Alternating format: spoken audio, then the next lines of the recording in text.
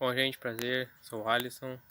Vim aqui mostrar pra vocês hoje um vídeo sobre a minha moto, a Factor 150 2018. O que eu quero mostrar pra vocês é que eu tava com um probleminha na rabeta dela, na lanterna, que ela ficava fazendo barulho quando eu passava na estrada de chão e paralelepípedo, e parecia uma carroça fazendo isso.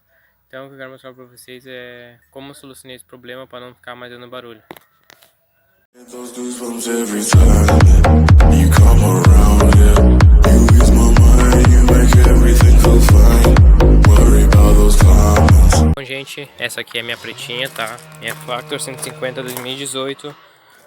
Ela tá com... Deixa eu ver aqui, certinho. 25.412 km agora, tá? Eu tenho ela, vai fazer 2 anos esse mês, tá fazendo 2 anos. Não tem nada a reclamar, uma motinha boa pra viagem, tá? Pelo menos eu gosto. Não tenho experiência com moto maior, mas eu gosto dela, já viajei bastante, fiz várias viagens já nesses 2 anos.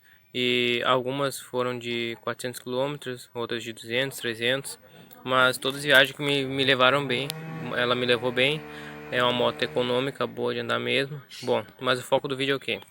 Ela tava com barulho aqui, ó, na rebetinha dela, tá? Por causa que... eu acho que desgastou o encaixe, ou sei lá. Mas eu comprei um Durepox. Daí eu tava sem ideia, eu olhei uns vídeos no YouTube e só tinha vídeo com desmontando o banco e coisa, apertando parafuso e botando parafuso, não sei o que. Disse, bah, mas eu não vou fazer isso. O que eu fiz? Peguei a massinha, coloquei a massinha ali dentro, apertei ela. Daí, para deixar ela fixa, né? É bom deixar umas 2 horas parada. O que eu fiz? Eu peguei uma borrachinha, tá? Essas borrachinhas de dinheiro, de amarrar dinheiro. Botei 2 desse jeito, ó. Daí eu engatei de um lado até o outro, só para deixar ela parada. Daí coloquei assim, ó, só para firmar a lente dela junto com a parte da rabeta aqui, ficar parado para secar. Eu indico vocês fazerem isso num tempo que vocês não vão usar a moto, tá? Que nem eu deixei de uma noite pro outro dia, para poder secar bem. Por mais que o Durepox seja uma coisa que em 2 horas esteja seco, eu recomendo deixar mais tempo, porque é uma coisa bem boa, então deixa mais tempo. Daí eu deixei, no outro dia tava firme, não faz mais barulho.